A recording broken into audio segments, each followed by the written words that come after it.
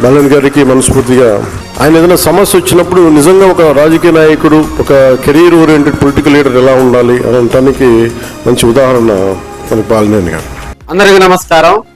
బాలినేని శ్రీనివాసరెడ్డి ఒక మంచి పొలిటికల్ లీడర్కి ఉదాహరణ అని నిండు సభలో పవన్ కళ్యాణ్ గారు కూడా ప్రశంసించడం జరిగింది. నిన్న జరిగినటువంటి పదవి బాధ్యత ఆ కార్యక్రమానికి సంబంధించి నామినేటెడ్ పదవులు పొందినటువంటి పార్టీ పదవులు పొందినటువంటి జనసేన పార్టీలోని ప్రముఖులను కూడా అక్కడికి తీసుకొచ్చి నాయకులను వారందరితో కూడా జనసేన పార్టీ కేంద్ర కార్యాలయంలో పవన్ కళ్యాణ్ గారు దిశానిర్దేశం చేయడం జరిగింది. ఈ సందర్భంగా కూడా బాలినేని శ్రీనివాసరెడ్డి గురించి 4 ముక్కలు ఆయన మాట్లాడటం జరిగింది. బాలినేని శ్రీనివాసరెడ్డి గారు ఒక మంచి వ్యక్తి అని, ఆయన ఒక సమస్య వచ్చినప్పుడు కూడా ఒక లీడర్ ఎలా వ్యవహరించాలో హుందాతనంగా వ్యవహరించేవారని పవన్ కళ్యాణ్ గారు చెప్పడంతో ఒంగోలులో ఉన్నటువంటి బాలినేని ఫ్యాన్స్, అదేవిధంగా ప్రకాశం జిల్లా వ్యాప్తంగా ఉన్నటువంటి బాలినేని ఫ్యాన్స్ కొంత జోష్లోకి వచ్చారని కూడా తెలియజేసుకోవచ్చు.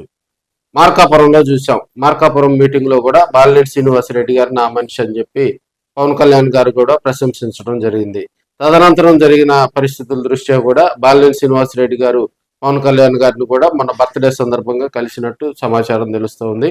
అక్కడ సీక్రెట్ మీట్ కూడా పవన్ కళ్యాణ్ గారితో బాలినేని శ్రీనివాసరెడ్డి గారు మాట్లాడినట్టు తెలుస్తూ ఉంది. త్వరలో ఆయనకు ఎమ్మెల్సీ పదవికి సంబంధించి ఒక స్పష్టమైనటువంటి క్లారిటీ కూడా పవన్ కళ్యాణ్ గారు ఇచ్చినట్టు తెలుస్తుంది. అది గనక మిస్ అయితే పార్టీకి సంబంధించి క్రియాశీలకమైనటువంటి పదవి ఏదైనా కూడా ఒక 2-3 నెలల్లో బాలినేని శ్రీనివాసరెడ్డికి కట్టబెట్టేటట్లు తెరవెనుక ప్రయత్నాలు జరుగుతున్నాయి అనేది కూడా ఒంగోలులో బాహటంగానే చర్చించుకుంటా ఉన్నారు. జిల్లా అధ్యక్ష పదవి అనేది బాలినేని స్థాయికి చిన్న పదవి. సో జనసేన పార్టీలో ఇప్పుడున్న పరిస్థితిలో పవన్ కళ్యాణ్ గారు బాలినేనికి ఇచ్చేటువంటి ప్రయారిటీ కనుక చూస్తే బాలినేని శ్రీనివాసరెడ్డికి రాబోయే రోజుల్లో ఏదో పెద్ద పదవి వస్తుంది అనేది స్పష్టంగా తెలుస్తుంది. ఎందుకంటే నేను జరిగినటువంటి ఆ మీటింగ్ లో కూడా బాలినేని శ్రీనివాసరెడ్డి గారిని ప్రత్యేకంగా దగ్గరికి వెళ్ళి కూడా మరి ఆయన పలకరించి ఆయనతోటి కరచలనం చేసినటువంటి పరిస్థితులు నిన్న నిండు సభలో అందరు చూస్తూనే ఉన్నారు.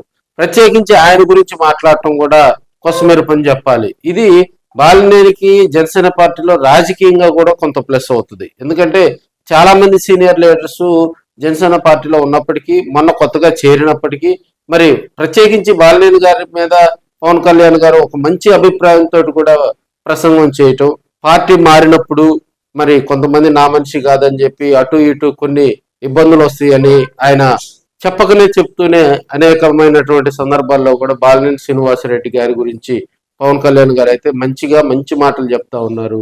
అయితే ఇంతవరకు బాలినేని శ్రీనివాసరెడ్డి గారికి ఏడాది గడిచినా కూడా పదవి రాకపోవటం కూడా మరి ఇట్లా మాటలతోటే కాలం వెళ్ళదీస్తారా, లేదంటే బాలినేని శ్రీనివాసరెడ్డికి పదవి ఇస్తారా అనేది కూడా కొంత రాజకీయ వర్గాల్లో చర్చ అయితే నడుస్తూ ఉంది.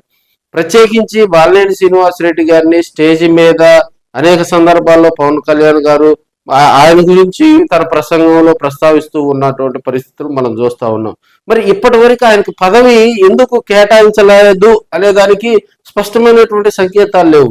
బాలినేని శ్రీనివాసరెడ్డి క్యాడర్ గా చెప్పుకునేటువంటి వ్యక్తులు బాలినేని గారికి నెక్స్ట్ ఇయర్ లో లేకపోతే ఇంకో 2 నెలల్లో మంచి పదవి వస్తుంది, ప్రయారిటీ ఇస్తారు, నామినేటెడ్ పదవి వస్తుంది, ఎమ్మెల్సీ పదవి వస్తుంది, ఎమ్మెల్సీ పదవి ఇచ్చి నాకు మంత్రి ఇలా చెప్తున్నారు. కానీ ఇప్పటి వరకు కూడా సంవత్సరం దాటినా కూడా ఆయనకు ఒక నిర్దిష్టమైనటువంటి పార్టీలో ఇదిగో ఈ కాన్స్టిట్యున్సీని చూసుకోండి, లేకపోతే ఈ జిల్లాను చూసుకోండి, లేకపోతే ఈ 3 జిల్లాలు బాలినేని శ్రీనివాసరెడ్డి గారు ప్రాతినిధ్యం వహిస్తారు, లేకపోతే ఈ 3 జిల్లాలకు సంబంధించినటువంటి క్యాడర్కి ఏమైనా ఇబ్బందులు వచ్చినా కూడా ఆయన ప్రత్యేకంగా పర్యవేక్షిస్తారు అనేది కూడా ఇంతవరకు పవన్ కళ్యాణ్ గారు దిశానిర్దేశం చేయకపోవటం కోసమేరు పని చెప్పుకోవాలి. అయితే పవన్ కళ్యాణ్ గారి ఆలోచన విధానం వేరని, అన్ని పార్టీలాగా కూడా జనసేన పార్టీ రాజకీయం ఉండదని, రాబోయే రోజుల్లో బాలినేని శ్రీనివాసరెడ్డి స్థాయికి తగ్గటువంటి పదవి వస్తుందని బాలినేని శ్రీనివాసరెడ్డి కోటలో ఉన్నటువంటి కొంతమంది రాజకీయ విశ్లేషకులు అయితే చెప్తా ఉన్నారు. ఎందుకంటే పవన్ కళ్యాణ్ గారిని, బాలినేని శ్రీనివాసరెడ్డి గారిని దగ్గరగా చూసినటువంటి వ్యక్తులు కూడా ఆ విధంగా చర్చించుకుంటున్నారు. పవన్ కళ్యాణ్ బాలినేని గారిని చాలా దగ్గరగా మరి గౌరవించే వ్యక్తి అని, మరి అలాంటి వ్యక్తికి ఆయనకి స్థాయికి తగ్గట్టు కూడా పదవి వస్తుందని, జనసేన పార్టీలో పదవులు కొంచెం లేట్ అయినా కూడా మరి మంచి ఆయన స్థాయి పెంచే పదవే బాలినేని శ్రీనివాసరెడ్డికి వస్తుందని అక్కడ ఉన్నటువంటి రాజకీయ విశ్లేషకులే చేత చెప్తా ఉన్నారు. అయితే ఒంగోలులో కనుక మనం చూసినట్లయితే ఆయనకు నువ్వు నమ్ముకొని ఉన్నటువంటి క్యాడరు ఆయన బాలినేని శ్రీనివాసరెడ్డి అడుగుజాడల్లో నడుస్తున్నటువంటి ఇక్కడ జనసేన పార్టీ కార్పొరేటర్లు కానీ, అదేవిధంగా మరి ఇతర నాయకులు కానీ, కార్యకర్తలు కానీ, కొంతమంది అయితే వైసీపీలో ఉన్నారు, కొంతమంది అయితే తెలుగుదేశం పార్టీలో చేరారు, కొంతమంది అయితే బాలినేని శ్రీనివాసరెడ్డి గారితోటే మరి నడుస్తున్నటువంటి పరిస్థితులు మనం చూస్తా ఉన్నాం. 2024లో బాలినేని శ్రీనివాసరెడ్డి ఎన్నికలకు పనిచేసినటువంటి వ్యక్తులు మరి ఏ పార్టీలో ఉన్నారు? ఆయనతో పాటు జనసేన పార్టీలో చేరకపోవటం, ప్రస్తుతం వైసీపీని వీడి బయటికి రాకపోవటం కూడా కొంత ఆశ్చర్యాన్ని కలుగజేస్తుందని కూడా తెలియజేసుకోవచ్చు. బాలినేని కనుక రాజకీయంగా ఒక పదవి కనుక ఇస్తే ఉమ్మడి ప్రకాశం జిల్లాతో పాటు ఇంకొక 2 జిల్లాల్లో మరి ఆయన ప్రాబల్యం చూపించగలడు, రాజకీయాలను శాసించగలడు, రాజకీయంగా కూడా జనసేన పార్టీని ఒక మంచి పొజిషన్ కి తీసుకురాగలడు అని పవన్ కళ్యాణ్ గారికి తెలుసు. బాలినేని కోటలో ఉన్నటువంటి రాజకీయంగా మరి ఆ పొలిటికల్ లీడర్స్ కి తెలుసు. ఒంగోలులో కూడా కొంత చర్చ అయితే నడుస్తుంది. మరి ఆయనకి ఇంతవరకు కూడా పవన్ కళ్యాణ్ గారు ఆ పదవి ఎందుకు కేటాయించలేదనే దానికి మాత్రం మరి సమాధానం లేదని కూడా తెలియజేసుకోవచ్చు. ఏదేమైనప్పటికీ నిన్న జరిగినటువంటి పార్టీ మీటింగ్ లో బాలినేని శ్రీనివాసరెడ్డి గారి గురించి ఒక ప్రత్యేకమైనటువంటి ప్రసంగం చేయటం, ఆయన్ను ప్రత్యేకంగా కూడా స్టేజ్ మీద మరి పవన్ కళ్యాణ్ గారు గౌరవించడం కూడా బాలినేని ఫ్యాన్స్ కొంత జోష్ పెంచుకున్నారని కూడా తెలియజేసుకోవచ్చు. రాజకీయంగా మరో కొన్ని రోజుల్లో కూడా బాలినేని నివాసానికి పవన్ కళ్యాణ్ గారు కనుక వస్తే రాజకీయంగా ఒంగోలులో ఆయనకి కొంత ప్లస్ అవుతుందని వారంతా కూడా చర్చించుకుంటా ఉన్నారు. ఇప్పటికే ఆయనకు కొన్ని డేట్స్ కూడా మరి చూసుకోమని, మంచి రోజు చూసుకొని పవన్ కళ్యాణ్ గారు కూడా ఒంగోలు వచ్చి ఒంగోలు ఒక మరి కార్యక్రమంలో పాల్గొన్న తర్వాత పవన్ కళ్యాణ్ వాస్తవంగా ఇది గత 2 నెలల క్రితమే జరగాల్సినటువంటి అంశం. పవన్ కళ్యాణ్ గారికి వ్యక్తిగత కారణాలు, అనారోగ్య కారణాల వల్ల కూడా బాలినేని నివాసానికి వచ్చేటువంటి ప్రోగ్రాం క్యాన్సిల్ అవడంతో అప్పట్లోనే కేడర్ కొంత డీలా పడ్డది.